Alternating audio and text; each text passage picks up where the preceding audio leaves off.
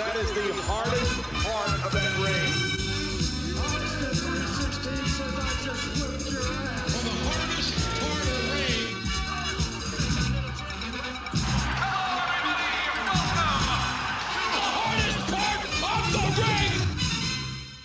Hello and welcome to episode number 30 of Hardest Part of the Ring, the podcast where four friends get together to discuss the wonder of professional wrestling.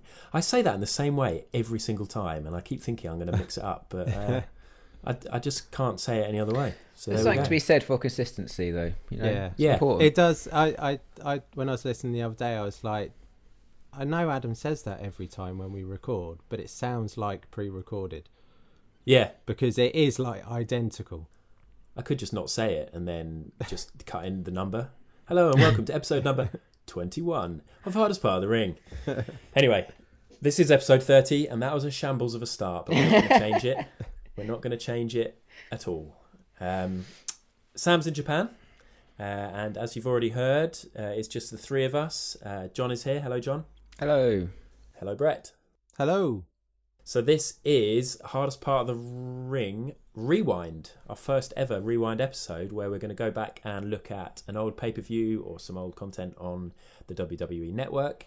And today we're talking about WWF No Way Out 2000. But before we get to that, we thought we'd have a little catch-up and talk about what we got up to on Friday, because the three of us went to the latest Riptide wrestling show, the Riptide Rumble. It was a sellout. I think it was the first sellout. Some people think a couple of the earlier shows sold out, but for me, this was by far and away the best atmosphere yet, and I think we're all in agreement, probably their best show yet too. It was an amazing show. Like start to finish was all killer, no filler. Yeah, it was. So many favourites in there. I think the first match we're like, well, that was great, and then the second match, like, well, this is going really well. Third match, we just knew we were watching a bit of a classic. And this is the 9th Riptide show so far. They are all available on demand if you want to go and check them out, but I'd really recommend this. As I said, it's just the atmosphere. Like the crowd was so up for it. It was really loud, but it was all really good intentioned and good chants and no weird stuff. It was so loud. Like the atmosphere was great.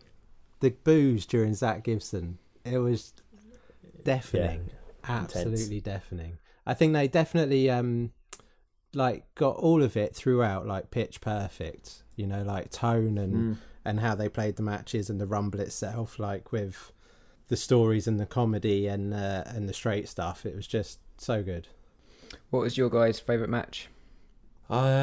Well, obviously the Rumble was a lot of fun, but if we're talking about the individual matches, I'd probably go for David Starr versus Jack Sexsmith. Yeah, I think me too. Yeah. That match was awesome. Yeah. It was just so... the storytelling was great. And Sexsmith... Well, they both just put on a great show, but Sexsmith went hard, didn't he? And he took some big bumps. And massive bumps. That DDT on the apron. Oh. Yeah. Oh.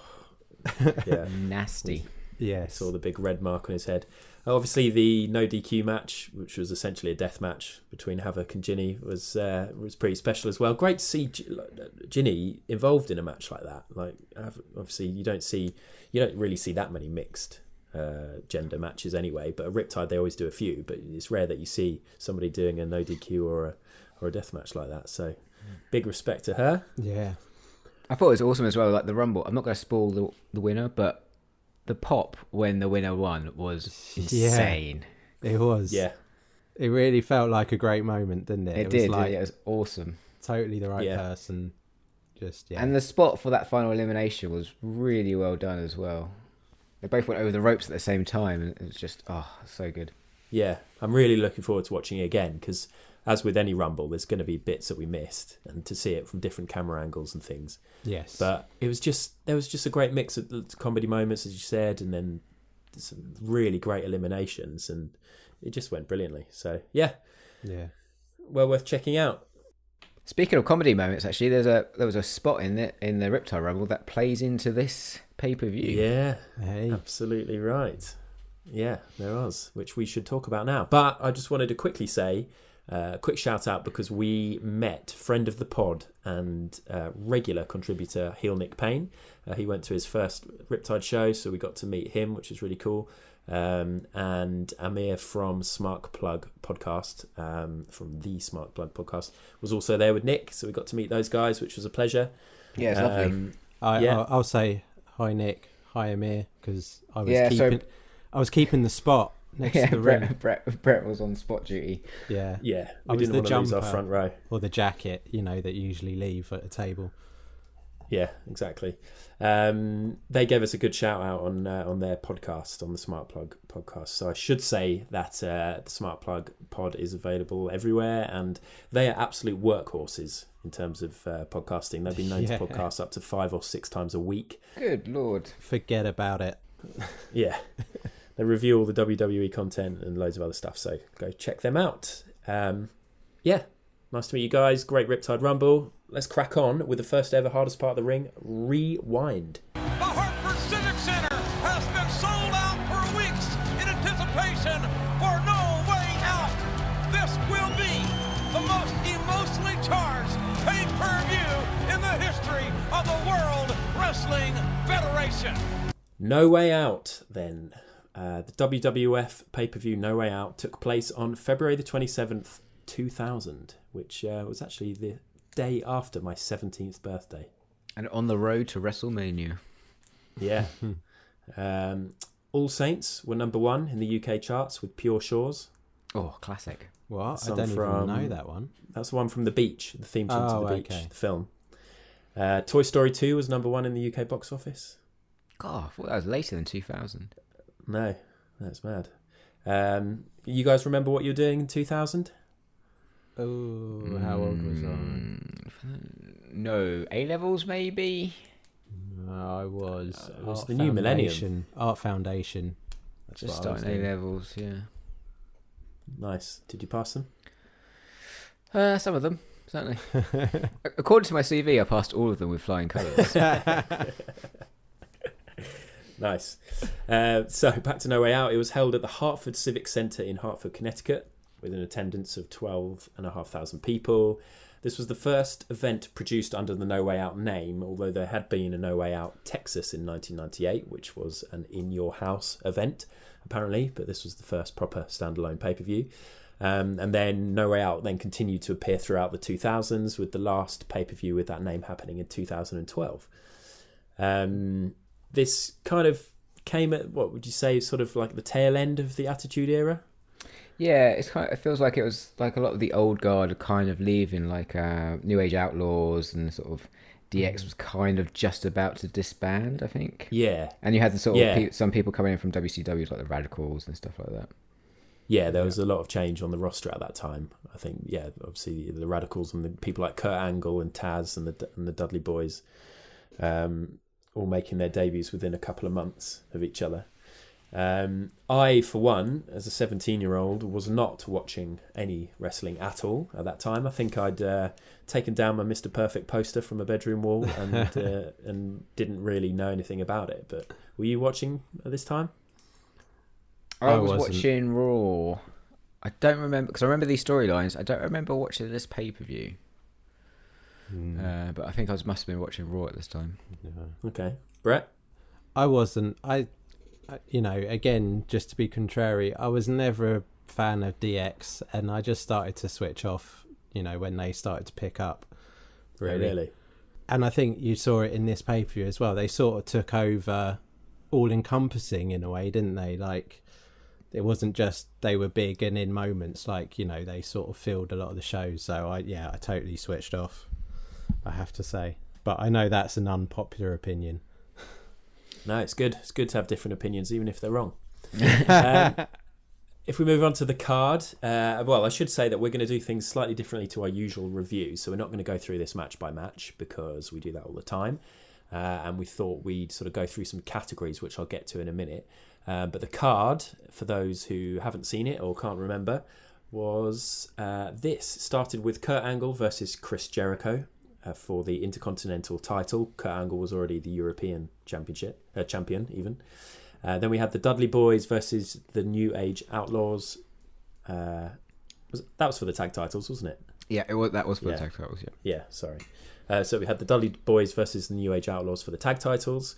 Then we had Mr. Sexual Chocolate Mark Henry versus Apocalypse Sausages himself, Viscera.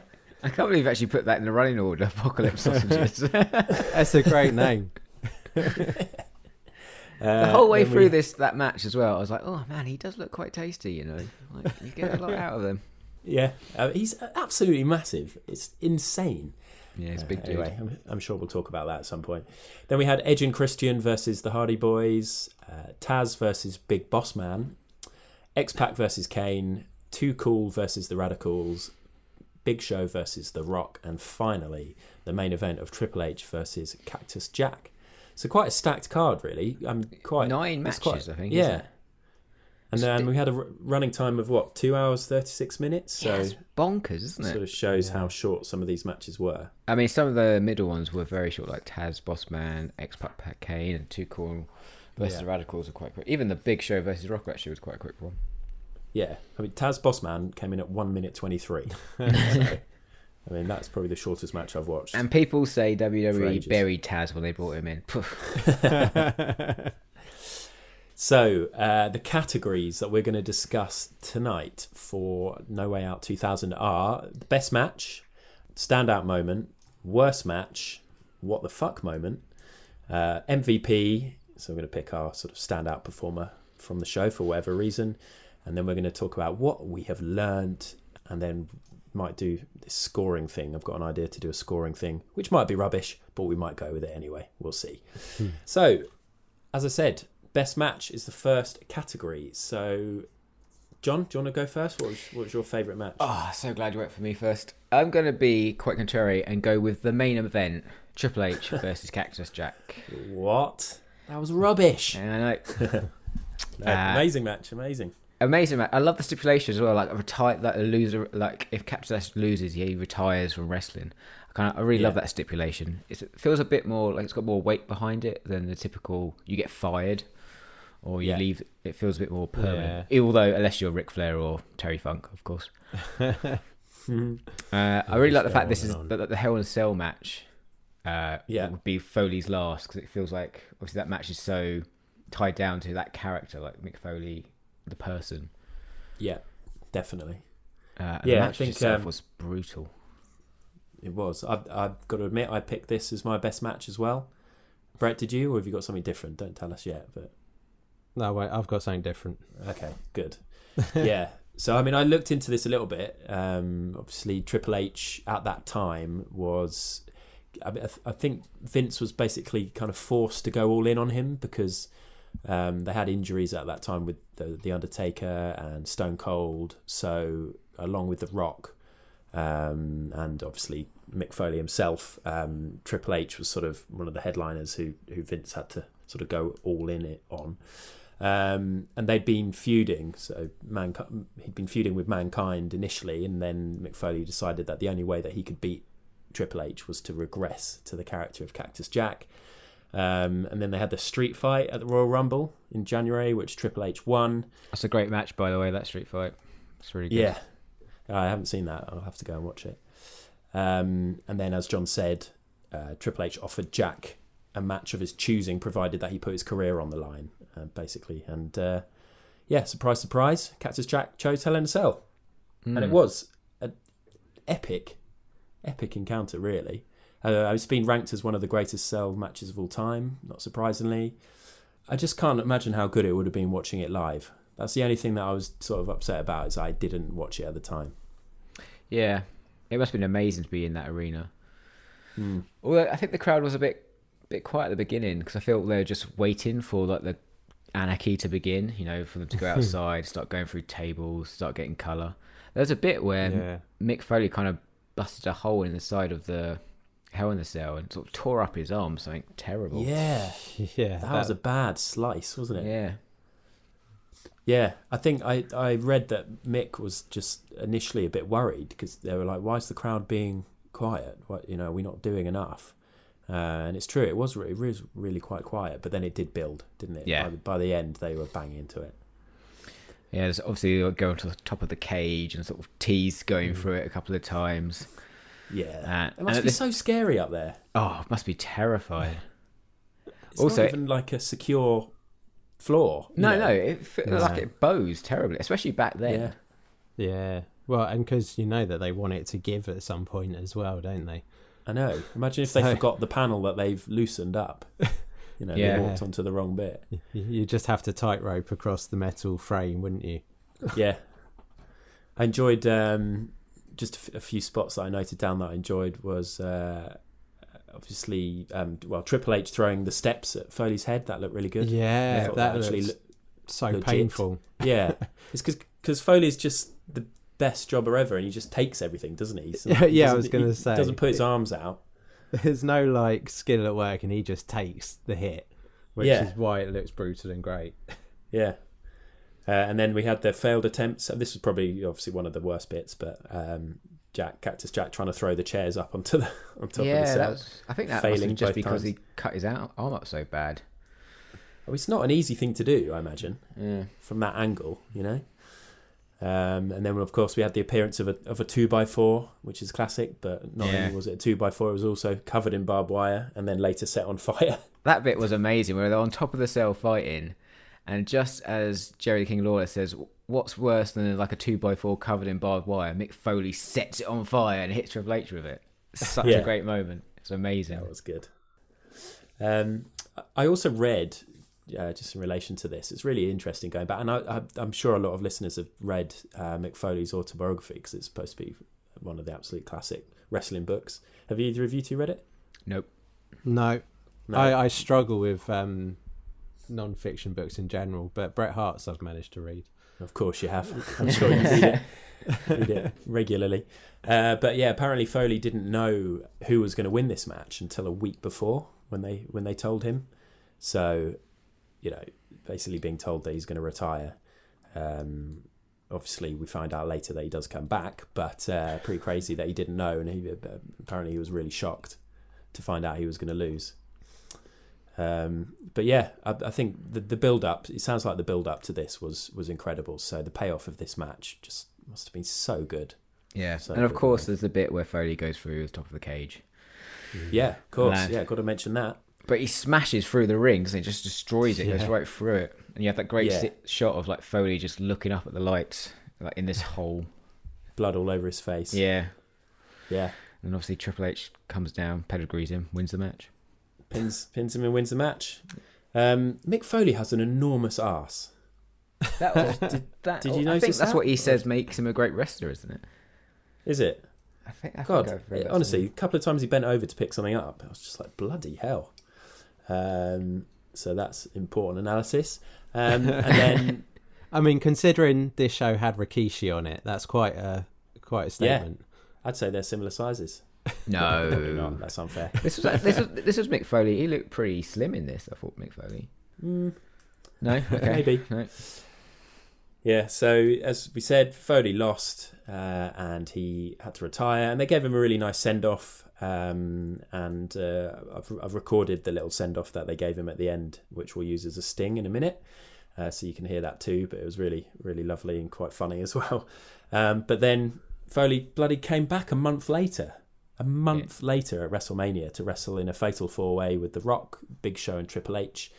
And Triple H retained the championship in that match, and then Foley didn't actually come back to the WWE after that, or WWF, for 3 years. But yeah. Bit of a cop-out to come back a month later. Yeah. That's wrestling though, isn't it? Come on. Yeah. Those stipulations are never... No one ever thinks, they're going to be gone. Yeah, actually retired. I think Terry Funk first retired in 1983. I'm still wrestling now a bit. Still going strong. Well, not strong, still going. Okay, yeah, fair enough. Standing ovation for Mick Foley. He has taken his final walk from a World Wrestling Federation ring. Goodbye, my friend. That's the goodbye. Goodbye, Cactus. Thanks for the great memories, buddy. You're going to be missed, Cactus. Godspeed, Mick Foley. Brett, what was your favourite match? So, for me, when I was watching this, I was thinking like rose-tinted spectacles and nostalgia are quite a thing, aren't they? So it was by no means a classic, but what I enjoyed the most in this match was the first match, and it's watching Kurt Angle and Chris Jericho. Yeah, you know, more in their prime, watching Jericho like fly across the ring, going, you know, across the ropes, hitting, I mean, moves he still hits now, but obviously hitting them like with speed and much more graceful. Yeah, such a great match to start off with. Yeah, Two- it was two just a really icons. good wrestling match. You know, It Yeah, feels like a which- match you'd see today. Like starts off with a load of mat work, some great technical wrestling, Yeah. and sort of builds and arm punctuates bars. it with like big spots later in the match. Yeah, I enjoyed it. I liked the build. I liked the finish, but I just liked watching two wrestlers that are just class and, you know, more in their prime. Yeah, definitely. And what a pleasure it was to see Kurt Angle able to stand up and turn his head. And sort of Well, I run. mean, I was watching it, you know, and he still didn't really turn his head all that much. Yeah, because No. this is obviously still after the neck break. Yeah, because he did that during The Olympics, his Olympics, didn't he? So Yeah, he- I know. Yeah, but he's That- a lot more flexible than Yeah. he is oh, now. yeah, a lot more. But it was quite interesting also watching that, like knowing that actually it was earlier that he broke his neck, and just assuming that he, like, you know, would have been much more, but actually he wasn't like a million times more mobile then, but he obviously still moved much better than he does now because his legs are also gone and his back seems to not want to stand straight. No, absolutely. We should mention, of course, that China came out as well with Jericho. Yes. Yeah, that's a weird pairing. That why would Jericho ever need like a valet? Like it's bloody Yeah. Jericho. Yeah, it was weird. It's kind of nice to see China in a way, just like a reminder. I've got a lot of time for China. I think this might be her on her way out though. Yeah, because I don't think she was long in the WWE after this. No. But it's also great seeing like Jericho, you know, early days, just also being so good on the mic. Like it's Yeah. not something that he built up over time. Like he's just been great from the get go. Yeah, he was brilliant, really Yeah. good. I love the yeah. end to this match as well. Like Yes, Angle his using lion the belt. salt. Yeah, mid-line salt. It looked great. Yeah. Yeah, but that was after China had played her part, of course. By what happened? Angle she Got bumped into the steps, That into was the it. ring steps, and then the ref came out and the Yeah. referee was distracted, and so Kurt Angle won, so that made him the Intercontinental Champion and as well as the European Champion. And then throughout the pay-per-view, we saw little videos Yes. of Angle backstage celebrating, having like a celebration party with fans and stuff. Yeah. And then right at the end, we saw him going to put his stuff in the boot, and Jericho and China coming out and attacking him and chucking him into the boot of his own car, which was very funny. yes.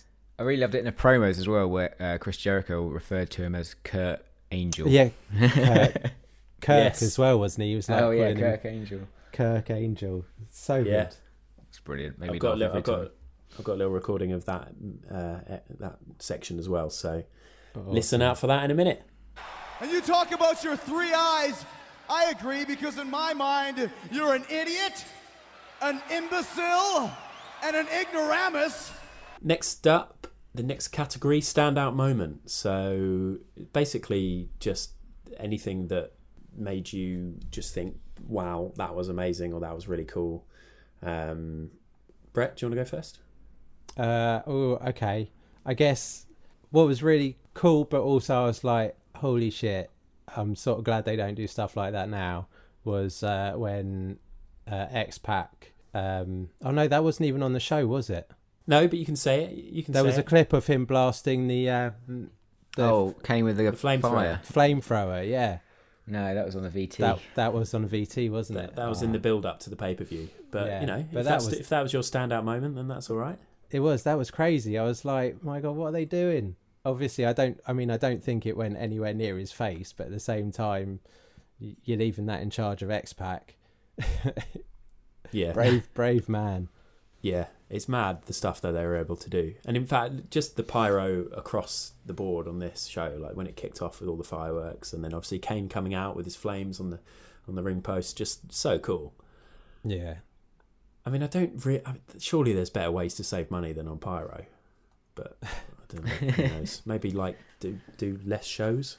Anyway, Yeah, that'd be nice. This isn't supposed to be about moaning about the current state of the WWE. I'll go next because I usually go last. So my standout moment was probably, if I'm completely honest with you, Scotty 2 Hotty doing the worm. Man, that got a serious pop, didn't it? Like, that is so over. It was a huge pop. And I haven't seen, I wasn't watching this at the time, this era, but I knew of Scotty 2 Hotty, and I'd seen videos of Too Cool and them doing their thing with the dance. And this does relate, as John said earlier, to the Riptide Rumble, because we had a similar spot, which is worth checking out. But I remember it, and I enjoyed it, and I always liked Scotty 2 Hotty.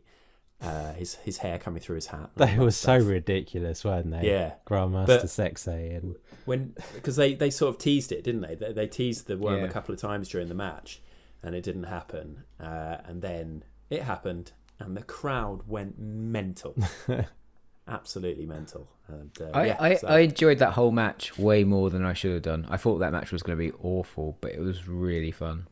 Nice missile drop kick by Grandmaster Sexay, who almost lost his do-rag, and that would have been a shame. Oh, match been over. What was your standout moment, John? So I think I'm going to go for Shane McMahon turning up in the Big Show versus The Rock. Okay. It got a massive pop, and that match was awful. it was Like, Big Show looks slower then than he does now. it was so It was bad. so bad. But when It's a Shane came shame. out, Yeah. because you I think those was two. so excited to see The Rock, and it just wasn't really much of a match. Yeah. He didn't even do a promo or anything. It was weird. No. But when he came out, he obviously got a huge pop. And then he came in the ring and did this sort of flying chair into The Rock, which I thought just looked great.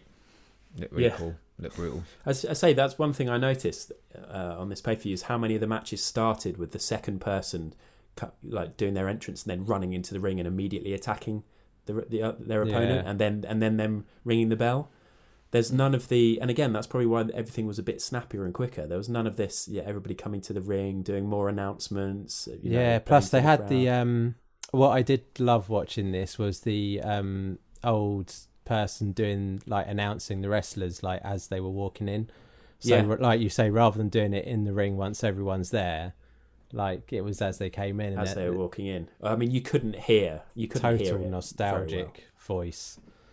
Cool. Standout moment done. Now onto the downside of the pay-per-view. Our worst match, first of all. I'll go first for this one. It was definitely the two giants, as we said, Mr. Sexual Chocolate and Apocalypse Sausages. Viscera. How does he wrestle in that massive sort of plastic coat? It's so I think weird. you saw how he wrestles. Well, that is a very good point. Limited.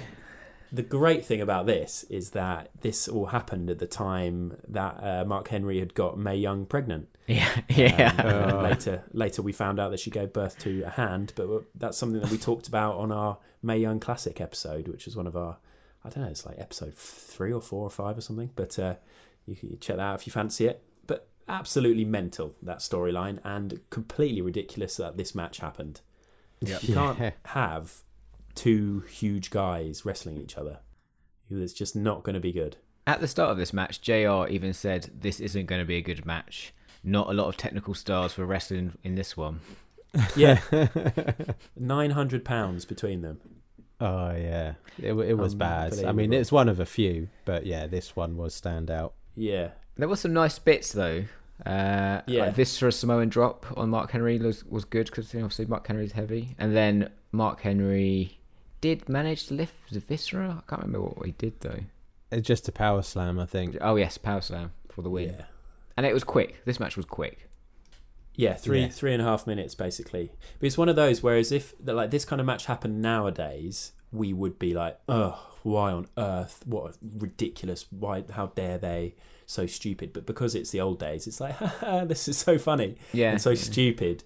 I wonder how people felt at the time. Yeah, it's a strange thing. But I mean, we got to see Mae Young. She actually did the run-in. She was quicker than the two wrestlers in the ring. And she's 77 years old at this time, and she got bloody slammed to the ground by Viscera. Pregnant, don't forget. Pregnant, of course, pregnant with a hand. Very delicate. Mental. Yeah, ridiculous. But in the end, Henry slammed Viscera to win after 3 minutes 44 seconds. Mark Henry, the world's strongest man. I guess he's got the world's strongest sperm, too, from what we understand. What do you mean by that, JR? Well, take it for what it's worth. So, yeah, crazy match, but definitely the worst on the card, in my opinion. What about you, John? No, I went for this match as well. Definitely the worst. Yeah.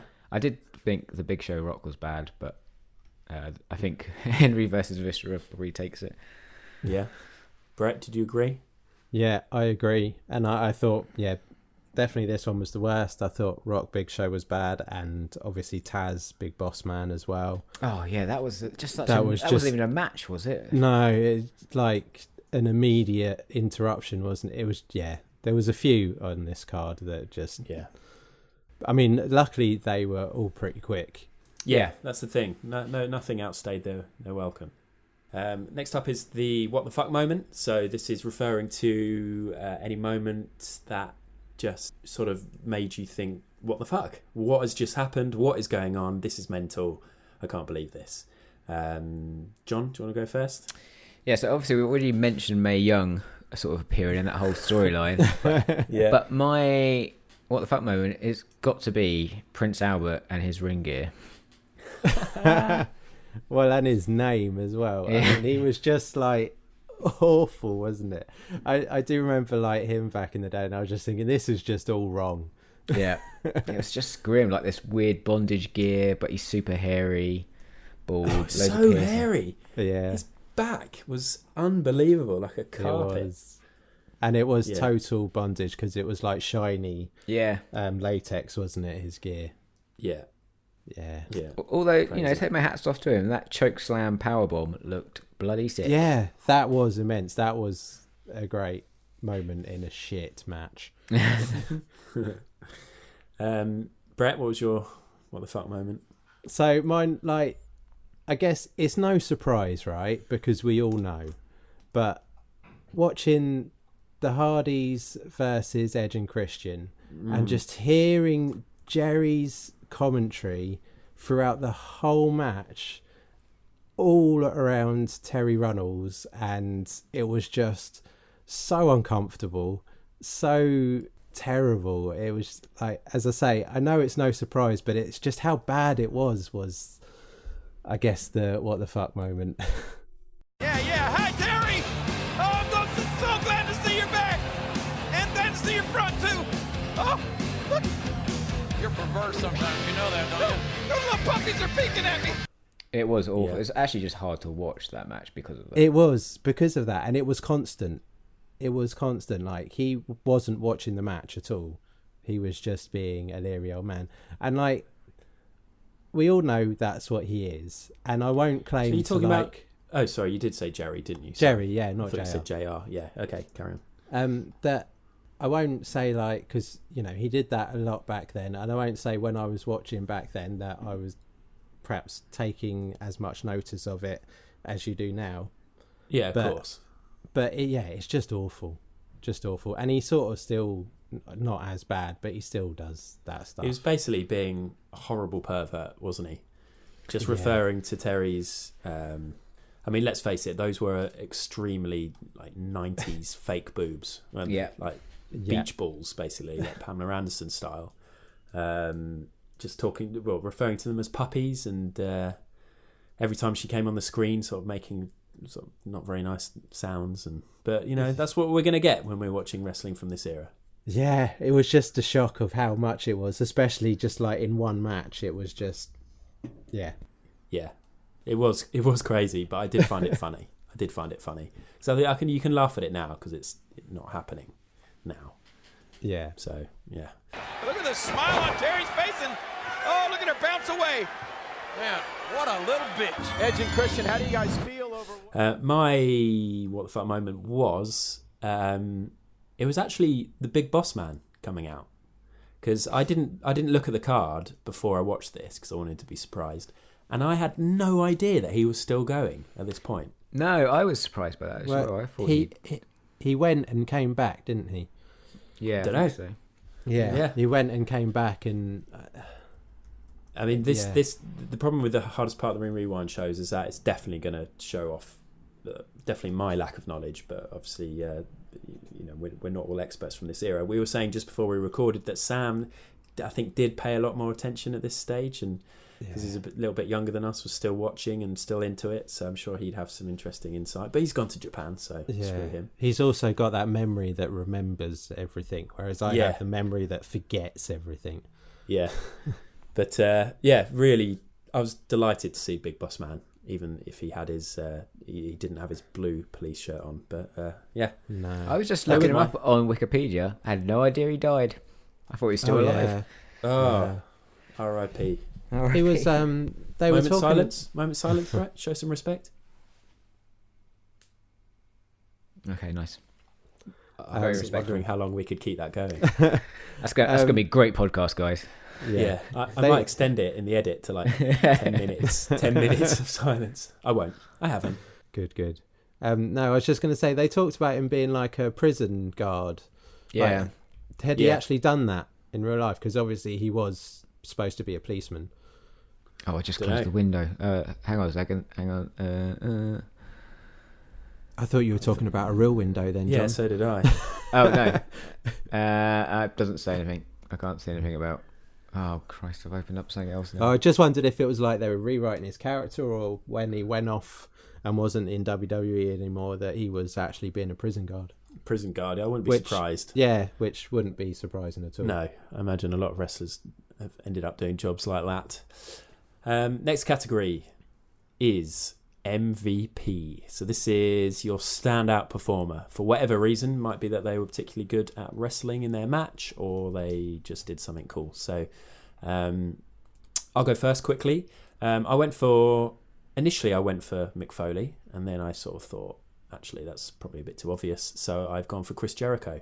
For all the reasons that Brett said earlier. Basically, I mean, he got an amazing reaction from the crowd. His promo skills were amazing. As Brett said, still as good as they are now. So, he was obviously good from the start. I loved his little interview that he did when he called Lillian Garcia Vivian. And he was great. It was just good to see him in his prime doing what he does in between the ropes as well. So, Chris Jericho for me. Totally. Good choice. Brett? Well, mine actually was going to be Mick Foley, just because for, whenever he has matches like this, for all the crazy bumps he takes, to put himself through the ringer like he does, he deserves it. Yeah, totally. John? So I'm actually going for Kurt Angle. I mean, he had a great match and he obviously won, but more for the fact of I love those backstage segments where he's partying with all the people. Yeah. I just thought it was really funny. He was also great, wasn't he? Just at promos and all the funny stuff. Yeah, he's not great anymore, obviously, but he was so good. Yeah, all his stuff was like really heavily scripted. So like, even though you think he'd be like off the cuff, because he was so good, he just used to memorize everything solidly. Oh, really? That's interesting. Yeah, so like I saw an interview of him, and he was just saying like, he used to go over and over and over trying to learn it so that he could, and like, I think he was proud that he would do those promos like word for word from the script and not missing a beat with them. But I think obviously as time's gone on, he doesn't do that as much, and therefore, mistakes get made. A bit more wooden. Yeah. It's quite impressive though, because at this point, I think he joined in the September before this, I think. So he's not been there long, but already he feels like part of the furniture. Yeah, he's a legend. He is a legend. Next category is what did we learn? So basically, looking back at this old pay-per-view, this old era of wrestling, and thinking, what could modern day wrestling take from it? John? I think the Hell in a Cell, at this point, the Hell in a Cell match was quite a rarity. Like, I think the one before this was a good few years before it. And it felt like a big, serious thing. Like, this is a legit fight. This is going to end badly. You know, it's Hell in a Cell. This is the ultimate match, you know. But whereas nowadays it feels a lot more throwaway. Like, oh, it's a Hell in a Cell match. Blah, who cares? Yeah, exactly. Yeah, there's no reaction when somebody says it's going to be a Hell in a Cell match. Yeah. Whereas the VT of Foley saying that he wanted that, the crowd obviously gave a huge reaction to it because it was so rare. Yeah. Yeah, you just need to make stuff feel a bit more special, rather than just saturate. Which is a bit. I mean, you can't really say that with WWE because they're very good at saturating. Exactly. Well, that links into my point as well because mine is just. This just shows how easy it would be not to have 4-hour pay-per-views or 7-hour pay-per-views in the case of WrestleMania. If you just keep things snappy and have, you know, there's no need for really long videos before every match, and you don't need to visit every single foreign announce table, and you don't need. Well, okay, I was going to say you don't need adverts from sponsors, but I understand that they do need those or want them desperately. But you just need a short promo like we got, and then into the match, and give us, you know, quick matches. And they know which matches are going to be terrible, so just make those matches quick, like they did with this pay-per-view, like the Taz Bossman, Viscera Henry. Plus, Exactly. none of the VTs go on as long as they do now as well. Like, you know, every VT before a match to show all the build-up goes on. Yeah, precisely that. Like its own mini movie. So, I mean, if you look at the card for this, we had Kurt Angle, Chris Jericho was 10 minutes. Then the Dudley Boys match was 5 minutes. Mark Henry, Viscera was 3:44. Edge and Christian Hardy Boys was 15 minutes. So nice, you know, long match, even though we had to hear a lot of perving. I thought the wrestling in that match was good. Really good tag team wrestling from two of the best teams ever. Then you had the Taz Bossman thing was only 1 minute 23. X-Pac Kane 7 minutes 50. That was a good match, that Xbox Kane match. It was really good. Yeah. Enjoyed that. Yeah, it was decent. Yeah, we didn't really talk about that. Great to see Kane at his peak again. Because again, he's someone who I've only ever really seen as an old man. Such great arms, Kane. Like really great arms. Yeah. And then the main event was 23 minutes. You know, by far almost double the length of most of the other matches. So it made that's the way to do it. Is what I'd say. And that's what they can learn from the old days. Brett, I imagine you've sort of got some similar thoughts. Yeah, I mean, I had one thought was that, you know, we need to learn, talking about rose-tinted spectacles, from my own opinion, that actually the wrestling, even in some of the bad pay-per-views we get now, like the quality is so good, like now, and we're down on things because of nostalgia and, as I say, those rose-tinted glasses, but, you know, the guys now deserve so much credit. Because we get given, you know, loads of great matches all the time. But because there's matches that are just obscenely great now, and there is so much that even the really good matches we just think are average now, you know? Or, like, get pushed down in our thoughts when, you know, they're great. So, yeah, I think we just need to be more, I don't know, more up or more proud or more enjoying what we're watching. Because I actually, you know, thought... Well, there was some okay stuff. I know, like, the Hell in a Cell match was brutal and stuff, but I said a million times, I'm never one for the street fight sort of no DQ matches. So, yeah. But for me, all the other stuff was, you know, it was all right, but none of it was standout. No, nowhere near as good as it is these days. But yeah, a lot of fun. I think we'll all agree. It was a lot of fun to go back and watch something silly and bonkers. So much of it was so silly. I love watching this pay-per-view. I had a great time.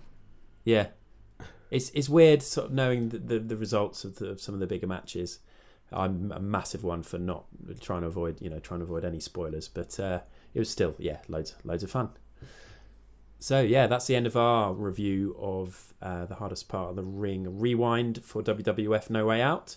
In terms of listener comments, we put it out there on Twitter, but obviously it's a strange one because, you know, nobody else has watched this pay-per-view this week. So we didn't really get any, apart from our number one fan, as spoken about earlier, Heel Nick Payne. So what did he say, John? So Hill Nick Payne said, "You picked a good one. That Hell in a Cell was beautifully brutal, and too cool. Actually beating Benoit, Malenko, and Perry Saturn is possibly the biggest upset in history." Lol. It is amazing watching the Radicals. Like all of them are really. I mean, Perry Saturn can probably leave, but the rest of them are so good. Yeah, and it's harsh that obviously Eddie like dislocated his elbow like the night after he debuted or something like that. But so good, those guys. Yeah, I mean, we haven't talked about Chris Benoit ever on this pod for very good reason, but I was really impressed with him. He was really good in this match, just really sort of tight technically, and that's enough on that. We also are going to talk about a question from last week, aren't we? We did a pod last week, didn't have time to go through all the listener questions on our wrestling roundup, and we had one left from who was it from, John? It's from Ed 776119907. Oh, Ed 776119907. I'm so sorry that we forgot to do your question last week. It's a really good question though, so we sort of carried it over because it's going to take a bit of discussing, we think. Anyway, the question is: pro wrestling has been on the up and up over the last few years. Some would say that the business has never been healthier. What do you think the reasons are, and can it be pinpointed to one thing? Good question. Yeah, great question. Such a good question. Nice one, Ed 776119907. Can anyone want to go first?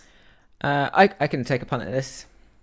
Go for it. So I think plays a big part in getting wrestling sort of to a wider audience, sort of during the Attitude Era, ECW, that sort of stuff, is other wrestling fans talking about it and sort of getting their non-wrestling fans to watch it. I think that's what gets wrestling popular. And I think at the moment people are doing that because of the indie scene. Sort of things like Being the Elite, New Japan, Progress.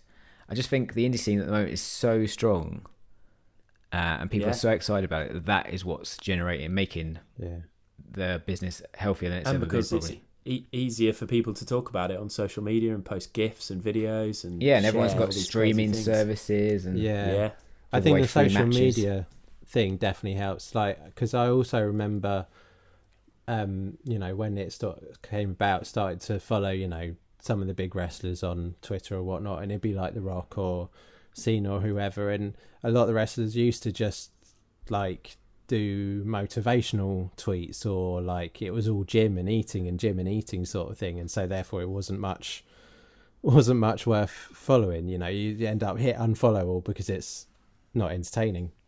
But the crop of the indie guys just suddenly like picked it up and use it perfectly. They're creating heat with each other on it for like matches.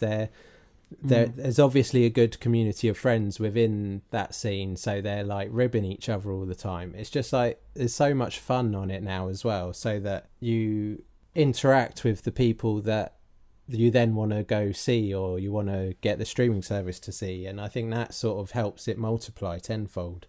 Yeah, definitely. Yeah, I agree. Totally. Like they don't need marketing money to push themselves. They're able to do it for free just with a bit of effort. Oh, I mean, look at the Young Bucks, what they've achieved. Yeah, exactly. Just through being the Young Bucks. Yeah, I think all that stuff has definitely helped it grow. And the fact that obviously everybody's so bloody good. And and because in this country specifically, we're blessed with having so many promotions that are just running shows all the time. Like, I think you can basically watch a show almost every night of the week at the moment, which is mental. And they all sound great. Yeah, you've got big companies like Progress and Fight Club Pro and Rev Pro, Attack, and then smaller ones like Riptide, of course, and Anarchy Pro. And there's just loads. There's just so many, and they're all doing great things. And a lot of them are trying to bring something a bit different to the scene, and because most of them have that indie like punk rock vibe, it is seen as like a legitimately cool thing. It's not really an embarrassing thing anymore in a way. So people talk about it and they take friends and they're like, oh yeah, whatever. But then people go to shows and they're like, God, this is really cool. It's a really cool product. The quality of what you see, and a lot of the indies and the smaller, and also very new like Riptide, like the quality of the matches and the shows they put on is so good, and It's mad. the cost, like, because you know, for anyone, like WWE is the one people know, and or even TNA, but when they come over, like the cost of tickets, you know, are just so much, whereas you can go to any of these for, like, you know, in reality, like peanuts or a cinema ticket these days. You know, you buy your popcorn, your cinema ticket and a drink, and it's more than you probably would pay for one of these shows. Yeah. And add to that, it's not only cheap, but you get access to the wrestlers. You can chat to them. You can buy merch. You can get signed pictures and stuff, and that's quite unique, really. You know, you don't see the film stars after coming out of the cinema to buy a T-shirt. Yeah, it's very welcoming, the whole wrestling scene, isn't it? You definitely feel part of it when you go to one of those shows. It feels like you're actually helping it. Yeah. There's probably a bit as well of, you know, I guess that boom of wrestling, you know, in the golden era and just before the Attitude and then the Attitude era, like, you know, all of those fans are growing up now and becoming wrestlers or wanting to do promotions or wanting to go see, you know, it's like, I guess the seed that WWE sowed back then is now flourishing across the board. There you go. I think we have answered your question, Ed 776111907. Good question, though, mate. Good question. Not just one thing, many things. Yeah. But you can pinpoint one of those things we said, and we'll go along with that. Okay, well, that's basically it. We do have one new segment, though, so let's get on to that after this. Has this match actually started? Ref, get him in the ring. Absolutely, the bell has sounded. Or I thought it did. Well, there you go. Premonition. See there, JR? Boy, I have to keep you in line. Before we move on, in relation to some of the questions that were asked last week, we did promise, basically Brett had a hissy fit on Twitter and got upset that he wasn't able to talk about crisps. Damn straight. like we did last week. And obviously we did our entrance music last week, which was a lot of fun. We included that on the pod. Brett, this is your chance. What would your entrance music be? This one was hard, I have to say. There was I ended up with so many different things and they were all very different. Okay. I was thinking like something, you know, fun and would probably freak out the opponent a bit, like a bit of Luther Vandross and never too much. That was the last person I was expecting you to pick. Yeah, that's amazing. And then I moved on to like the Stranglers and Death and Night and Blood. I thought, you know, that's cool tune, nice, and more fitting. And then obviously I jumped to like Hounds of Love, Kate Bush, because, you know, great tune. Yeah, good start. And then I was going for the Mind Games again, and Simon and Garfunkel with Sound of Silence. Oh my God, so many songs, Brett. Because I thought that'd be really different, but what I settled on... I can't edit all of these in. It's going to be too much work. No, but what I settled on was the Halloween theme, but by Zombie Zombie. Okay, I'll edit that one in here.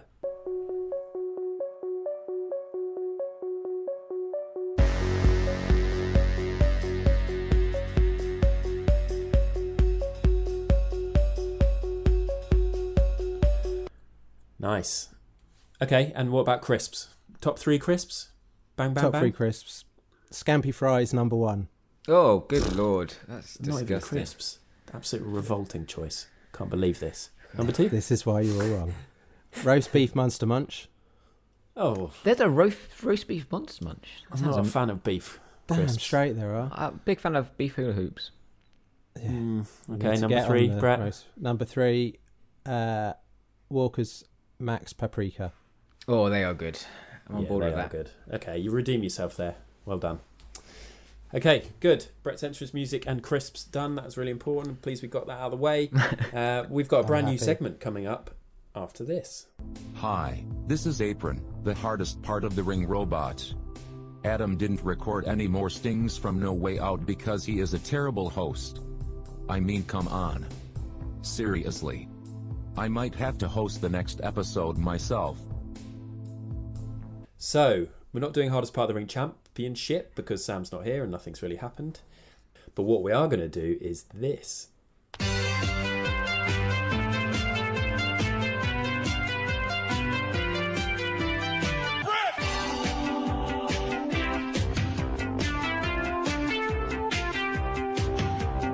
Bret Heartbeat. You heard it right. Bret Heartbeat.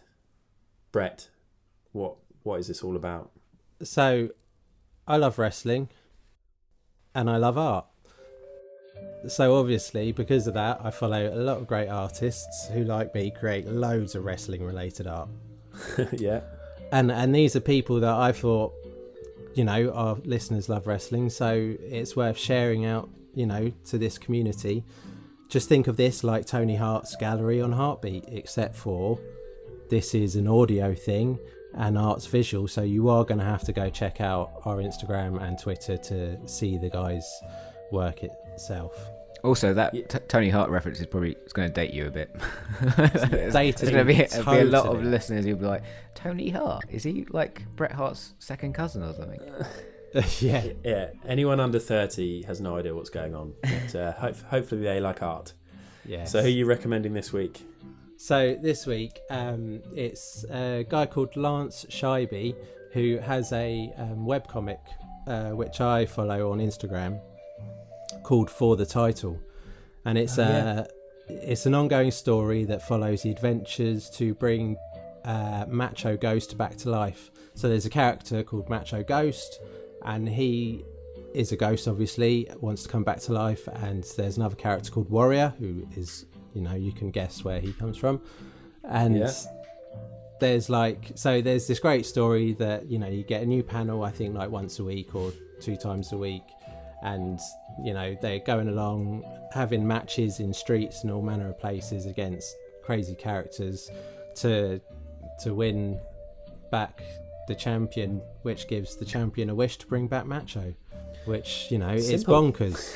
It's bonkers, but it's so good. And there's the bit I really like about this comic is, so Lance Scheibe is the artist, Austin Green's the writer, but every time it comes to an actual match, a fight in the comic, they get loads of guest artists in to draw a panel, which is really great. And you've done one of those, right? I've done a couple, along with some of my favourite other Instagrammers, a guy called Patrick Sparrow, who we'll talk about another week, and a guy called Andrew Buck. So it is well worth checking out. Cool. Well, we'll link to that on our Twitter at some point during the week, and obviously Brett, who runs the Instagram for us, I'm sure we'll link to that as well. And there are loads of amazing artists on Instagram sharing wrestling related work. So this should be pretty cool. That was it. Bret Heartbeat done. So now that is it, basically, guys. That is the end of this week's podcast, the first ever Hardest Part of the Ring Rewind. Next week we are off. We're going to have a little break. And then the week after that, we're going to be back for the Money in the Bank review. It feels like an absolute age since we've reviewed a pay-per-view, which is nice. I feel like we needed a break. We've also got the United Kingdom tournament happening on the Monday and the Tuesday after Money in the Bank. So we're going to watch that and review that the week after. So that is the next 2 podcasts sorted out. How do people get in touch, Brett? So you can email us on hardestpartofthering@gmail.com, or you can check out our social media, being Instagram, Facebook and Twitter, and we are at Hardest Part Pod. And finally, you can buy some cool merch from our shop, which will be on hardestpartofthering.bigcartel.com. It's not just any old podcast merch as well. It is seriously legit cool merch. Well, I can't say that. You can. Yeah, we can. And there's actually going to be another T-shirt soon. And if any of you guys wear a Riptide, then you may have seen Brett wearing it. But yeah. And also, referring back to the start of the podcast, you doing the how to get in touch section, we could definitely just chop that out from every other podcast as well. we both have our set styles. Yes. But yeah, that's how to get in touch. Thank you very much for listening, everybody. Sam, is he back for Money in the Bank? I can't remember. I don't know. I think he might be getting in on the Sunday. That's it. Yeah, so probably not. But he said that he's going to be jet lagged and he might do it anyway. So, yeah, we'll get him on the pod. I'd say, it'd be fun. We can notice how incoherent he is with his jet lag, but he'll probably just sound the same as ever. Hey-o. Thanks for listening. Goodbye, John. Goodbye. Goodbye, Brett. Goodbye. Goodbye, everybody. That was the hardest part of the ring. Boom.